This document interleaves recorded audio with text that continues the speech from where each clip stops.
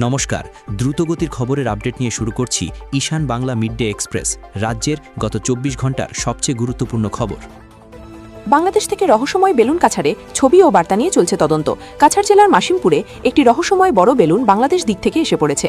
বেলুনে ৩ ব্যক্তির ছবি ও বাংলায় সিলেটের একটি স্কুলের নাম লেখা আছে। পুলিশ সুপার নিজে ঘটনাস্থলে পৌঁছে বেলুন উদ্ধার করে নিয়ে গেছেন ও তদন্ত শুরু করেছেন। বাংলাদেশে থামছে না হিন্দু নিধন। সুনামগঞ্জে যুবক জয় মহাপাত্রকে বিষ খাইয়ে হত্যার অভিযোগ। কাছাড়ে ভুয়া ডাক্তার আতঙ্ক, জাল এমবিবিএস সার্টিফিকেট দিয়ে চিকিৎসা। গ্রেফতার মুন্না ভাই শামীম আহমেদ লস্কর।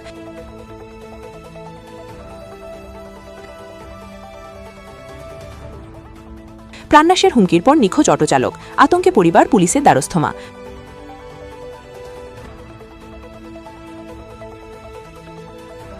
প্রেমের নামে প্রতারণা, লাভা নামিয়ে বিয়ে করে পালাল আশিক। কেরালার স্ত্রীর সর্বস্ব লুট।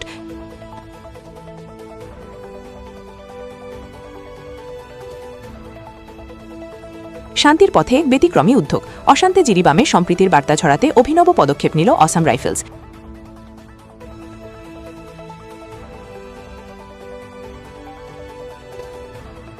শিলচরে আরএসএসের শতবর্ষ উদযাপনে হিন্দু সম্মেলন, দেশাত্মবোধ জাগরণের আহ্বান।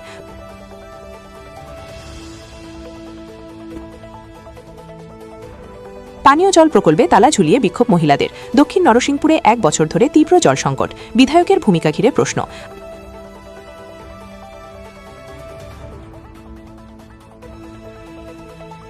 আগামী ১৩ জানুয়ারি পশ্চিম কাটিগড়ার রাসপুর খেলার ময়দানে অসমের মুখ্যমন্ত্রী হিমন্ত বিশ্ব শর্মার প্রস্তাবিত জনসভার কাজকর্ম আজ খতিয়ে দেখলেন বিজেপি কাটিগড়া বিধানসভার নেতারা।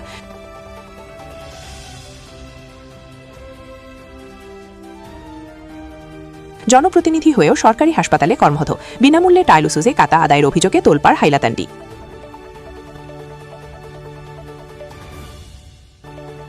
এখনকার মতো এই পর্যন্তই। দেখা হচ্ছে পরবর্তী বুলেটিনে। প্রতি মুহূর্তের আপডেট পেতে ঈশান বাংলা ফলো করুন।